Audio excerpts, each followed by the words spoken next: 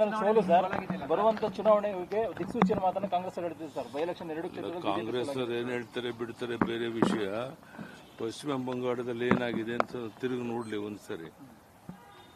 ಯಾವ ರೀತಿ ಧೂಳಿಪಟ ಆಗಿದೆ ಅಲ್ಲಿ ಒಂದು ಸರ್ಕಾರ. ಅಲ್ಲಿ ಇಷ್ಟೊಂದು ದೊಡ್ಡ ಬಹುಮತವನ್ನು ಹೇಗೆ ನರೇಂದ್ರ ಮೋದಿಜಿಯವರು ಅಮಿತ್ ಶಾಜಿಯವರ ಪ್ರಯತ್ನದಿಂದ ನಾವು ಗೆದ್ದಿದ್ದೇವೆ ಅನ್ನುವಂಥದ್ದೇ ಇಡೀ ದೇಶಕ್ಕೆ ಒಂದು ಉದಾಹರಣೆ. ಸೊ ಇದಕ್ಕಿಂತ ಹೆಚ್ಚು ಉದಾಹರಣೆ ಕೊಡುವಂಥ ಅಗತ್ಯ ಇಲ್ಲ. ಬರುವಂಥ ದಿವಸಗಳಲ್ಲಿ ಕಾಂಗ್ರೆಸ್ಗೆ ಭವಿಷ್ಯ ಇಲ್ಲ ಅನ್ನೋದು ಸ್ಪಷ್ಟ ಪಶ್ಚಿಮ ಬಂಗಾಳದಲ್ಲಿ ತೋರಿಸಿದ್ದಾರೆ. ಮತ್ತೆ ಎಲ್ಲಿ 1-2 ಸೀಟ್ ಗೆಲ್ಲಕ್ಕಾಗದೇ ಇರುವಂಥ ಕಾಂಗ್ರೆಸ್ ಪಕ್ಷ ಮಾತನಾಡುವಂಥ ಯಾವುದೇ ನೈತಿಕ ಹಕ್ಕಿಲ್ಲ. ಆ ಮಾತನಾಡುವಂಥದ್ದನ್ನು ಪ್ರಯತ್ನ ಮಾಡಬಾರ್ದು ಅಂತೇಳಿ ಅವರ ಮಾತಿಗೆ ಯಾವುದೇ ಕವಡೆ ಕಾಸಿನ ಕಿಮ್ಮತ್ತಿಲ್ಲ ಅನ್ನೋ ಮಾತನ್ನು ಹೇಳಕ್ಕೆ ಬಾಗಲಕೋಟೆ ದಾವಣಗೆರೆಯಲ್ಲಿ ನಾವು ದಾವಣಗೆರೆ ಗೆಲ್ತೇವೆ ಅಂತ ವಿಶ್ವಾಸ ಇತ್ತು. ಕೊನೆಗಳಿಗೆನಲ್ಲಿ ಸ್ವಲ್ಪ ವ್ಯತ್ಯಾಸ ಆಗಿರುವಂಥದ್ದು ನಮಗೂ ನೋವಾಗಿದೆ.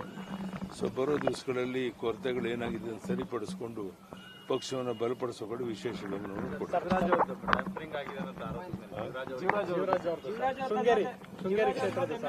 ಶಿವರಾಜ್ ಅವ್ರ ಬಗ್ಗೆ ಈಗಾಗಲೇ 4 ವರ್ಷ ಅವ್ರಿಗೆ ಅನ್ಯಾಯ ಆಗಿದೆ. 3 ವರ್ಷ ಅನ್ಯಾಯ ಆಗಿದೆ. ಈಗಲಾದ್ರೂ ಅವ್ರ ನ್ಯಾಯ ಸಿಕ್ಕಿದೆ. ಯಾರೇ ಟೀಕೆ ಟಿಪ್ಪಣಿಗಳು ಮಾಡಬಹುದು.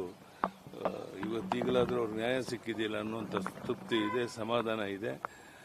ಅದಕ್ಕೆ ಆ ಭಾಗದ ಶೃಂಗೇರಿಯ ಜನಗಳಿಗೆ ನಾನು ಅಭಿನಂದನೆ ಸಲ್ಲಿಸ್ತೇನೆ. ಬರುವಂತ ದಿವಸಗಳಲ್ಲಿ ಜೀವರಾಜ್ ಇನ್ನೂ ದೊಡ್ಡ ಒಂದು ಶಕ್ತಿಯುತವಾಗಿ ಅಲ್ಲಿ ಬೆಳೀಲಿ ಅಂತ ಆಶಿಸ್ತೇನೆ. ನಮ್ಮ ಹೆಸರಲ್ಲಿ ಅಭಿಮಾನೋತ್ಸವ ಮಾಡ್ತಾ ಇದ್ದಾರೆ ಸರ್. ಅಭಿಮಾನಿಗಳು, ಕಾರ್ಯಕರ್ತರು ಎಲ್ಲರೂ ಸೇರಿ 50 ವರ್ಷ ಆಗಿದೆ ರಾಜಕಾರಣಕ್ಕೆ ಬಂದು. ಹೇಗನ್ನಿಸ್ತಿದೆ? ನಿಮ್ಗೆಲ್ರಿಗೂ ಗೊತ್ತಿದೆ, ಬಹಳ ಅಭಿಮಾನದಿಂದ ನಮ್ಮ ಕಾರ್ಯಕರ್ತರಿಗೆ ಶ್ರಮವನ್ನು ಪಟ್ಟು ಮಾಡ್ತಾ ಇದ್ದಾರೆ. ಅವ್ರಿಗೆ ಕಾರ್ಯಕರ್ತರು ಮಾಡಬೇಕು ಅಂತ ಹೇಳಿದಾಗ ನಾವು ಬೇಡ ಅಂತ ಹೇಳೋಕ್ಕಾಗೋದಿಲ್ಲ. ಅಭೂತಪೂರ್ವವಾದಂಥ ಒಂದು ಕಾರ್ಯಕ್ರಮ ಆಗೋದಿದೆ. ಪಕ್ಷಾತೀತವಾಗಿ ಇವತ್ತು 100 ಜನ ಸ್ವಾಮೀಜಿಗಳನ್ನು, ಅನೇಕ ಹಿರಿಯರನ್ನ ಕರೆದು ಆ ಕಾರ್ಯಕ್ರಮವನ್ನು ಮಾಡ್ತಾ ಇದ್ದಾರೆ. ಅದಕ್ಕೆ ಬಹಳ ಮುಖ್ಯವಾಗಿ ನಮ್ಮ ಗೃಹ ಸಚಿವ ಅಮಿತ್ ಶಾಜಿಯವರು ಬರ್ತಾ ಇರುವಂಥದ್ದು ವಿಶೇಷ. ಸೊ ಅವರೆಲ್ಲರಿಗೂ ನಾನು ಅಭಿನಂದನೆ ಸಲ್ಲಿಸ್ತೇನೆ.